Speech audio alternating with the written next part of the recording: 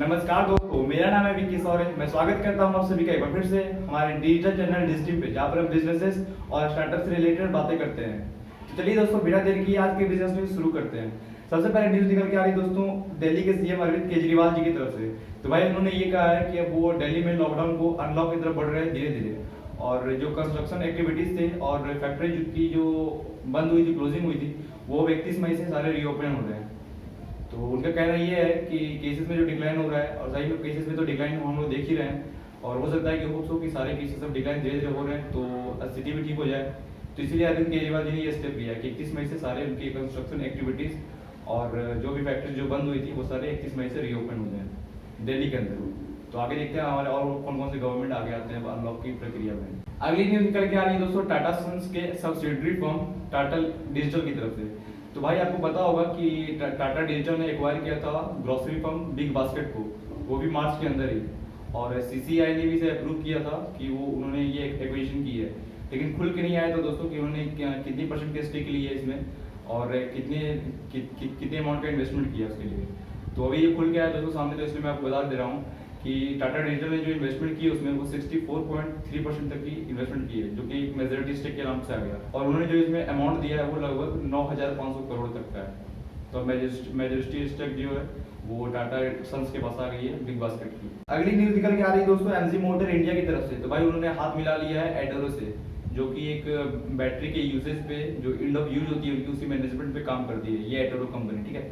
तो उन्होंने ये जो हाथ मिलाया है इसलिए मिलाया ताकि वो इलेक्ट्रिक व्हीकल्स की जो बैटरी जो यूसेज होती है बैटरी की, लियोन बैटरी जिसको कहते हैं हम, उसकी वो रिसाइकलिंग पे काम करेंगे और रीयूसेज पे काम करेंगे।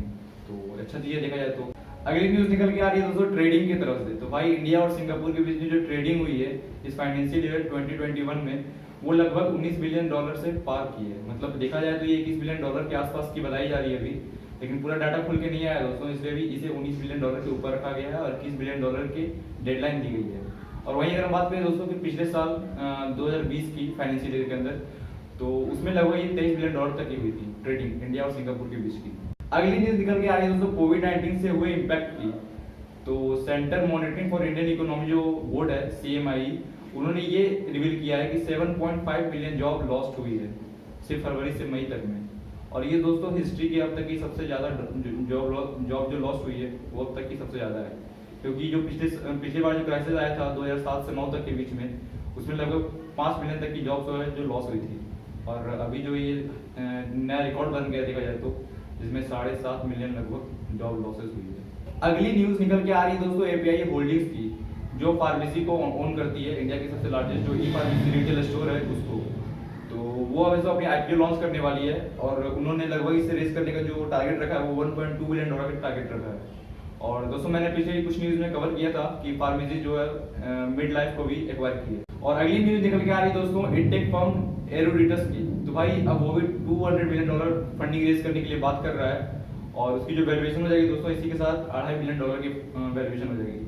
और मैंने रिसेंट में न्यूज़ में कवर भी किया था, अगर आप देखते होंगे तो आपको पता होगा कि एरोडिटस ने हाल ही में एक वीडियो कॉन्फ्रेंसिंग की जो प्लेटफॉर्म है एजुकेशनल की IDTech के नाम से, उसे उन्होंने एक्वायर किया था। और उसी की फाइनेंशियल को फुलफिल करने के लिए, जो उनका डील हुआ था उसको फुलफिल करने के लिए ये फंडिंग रेज कर रही है, और उसके बाद जो इनकी वैल्यूएशन हो जाएगी वो लगभग $2.5 बिलियन की हो जाएगी। तो देखा जाए तो एरोडिटस भी अब बायजूस के बाद सेकंड सबसे लार्जेस्ट एडटेक फर्म हो जाएगा इंडिया के अंदर। और दोस्तों मैं बता दूं आपको कि अक्टूबर में जो एरोडिटस की जो वैल्यूएशन थी वो लगभग $800 मिलियन थी।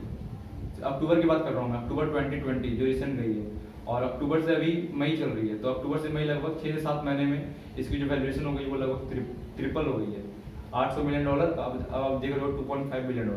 तो ये कितनी गुनी की डिफरेंस है ये आप समझ सकते हो खुद। अगली न्यूज निकल के आ रही है दोस्तों इंडियन गवर्नमेंट की तरफ से। तो इंडियन गवर्नमेंट ने ये कहा है कि जो इंटरनेशनल फ्लाइट्स पे जो बैन चल रही थी उसको वो एक्सटेंड करके 30 जून तक ले जा रहे हैं। और अगली न्यूज निकल के आ रही है दोस्तों यूनियन मिनिस्टर प्रकाश जावड़ेकर जी की तरफ से। तो उन्होंने भाई ये कहा है कि इंडिया कंप्लीट वैक्सीनेट हो जाएगा टिल दिसंबर लास्ट, मतलब 2021 की जो लास्ट दिसंबर है उसके पहले तक इंडिया पूरा वैक्सीनेट हो जाएगा।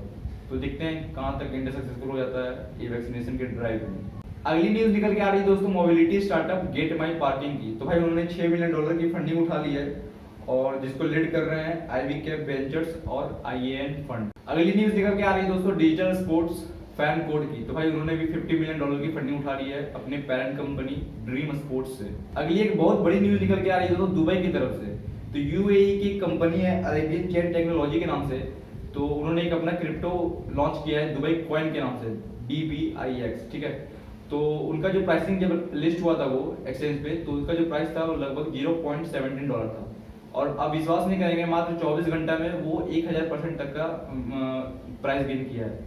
और अभी जिसका प्राइस है करंट में चल रहा है जो, वो लगभग $1.13 है। तो भाई क्रिप्टो करेंसी की रेस में अब दुबई भी आगे आ रहा है, क्योंकि उन्होंने भी अपना कॉइन जो है दुबई कॉइन के नाम से लॉन्च कर दिया है। तो आप इसमें कितना इंटरेस्टेड हो आप जाके जरूर देख के बताना। और मैंने इसमें कंपनी का भी नाम इसलिए बता दिया ताकि आप कंप्लीट एनालिसिस कर दो कि जो जिस कंपनी ने इस क्रिप्टो को लॉन्च किया है उसका बेसिक फंडामेंटल्स क्या है। तो मैंने इस कंपनी का नाम इसलिए बताया दोस्तों आपको, ताकि आपको कुछ इनसाइट्स मिल सके। और अगर आप इंटरेस्टेड हो दुबई कॉइन में इन्वेस्ट करने के लिए, तो आप इसके बेसिक फंडामेंटल्स होंगे अगर कंपनी के, तो उसको आप जरूर देख लेना। इससे आपको कुछ इनसाइट्स मिल जाएगी और आप फिर कंफर्मेशन के साथ दुबई कॉइन में इन्वेस्ट कर सकोगे, ठीक है। अगली बहुत बड़ी न्यूज निकल के आ रही है दोस्तों पीएम मोदी की तरफ से। तो भाई पीएम मोदी ने ये अनाउंस किया है कि वो फाइनेंशियल एड देने वाले हैं 1000 करोड़ तक का। वो उन स्टेट्स को दे रहे हैं जो कि साइक्लोन यास से सफर कर रही है। कौन कौन सफर कर रही है आपको नहीं पता तो बता दूं, उड़ीसा है, वेस्ट बंगाल है और झारखंड है। तो 500 करोड़ उन्होंने एलोकेट कर दिया उड़ीसा के लिए, जो कि सबसे ज्यादा सफर की थी इस साइक्लोन यास से, और बाकी के 500 करोड़ जो है वो वेस्ट बंगाल और झारखंड को मिलेगी। वो डिपेंड करता है कि किसमें ज़्यादा हानि हुई है, बेसिकली वो उन पर डिपेंड करेगा। तो ये बहुत अच्छी खबर है, ठीक है। जो भी सफ़र किए हैं उनको ये फाइनेंशियल एड मिलेगी, ठीक है। तो इसी के साथ आज की बिजनेस न्यूज़ खत्म होती है दोस्तों। उम्मीद करता हूँ ये वीडियो आपको इंसाइटफुल लगा होगा। अगर आपको ये वीडियो पसंद आता है तो आप इसे लाइक करके मेरा उत्साह बढ़ा सकते हैं और मुझे मोटिवेट कर सकते हैं कि मैं और एफर्ट्स डाल के आपके डेली टू डेली बेसिस पे वीडियो बनाऊँ। बाकी मेरा जो केस स्टडी जो नया तैयार होने वाला है वो लगभग तैयार हो चुका है, बस एडिटिंग की बाकी है उसमें। तो आप बने रहिए मेरे साथ अगली वीडियो तक, ठीक है। तो वो वीडियो भी आपको जल्दी मिल जाएगी, अगली केस स्टडी मेरी। तो ठीक है दोस्तों, मिलते हैं नेक्स्ट वीडियो में। तब तक के लिए आप सभी खुश रहिए, संतुष्ट रहिए और तंदुरुस्त रहिए। गुड बाय, जय हिंद।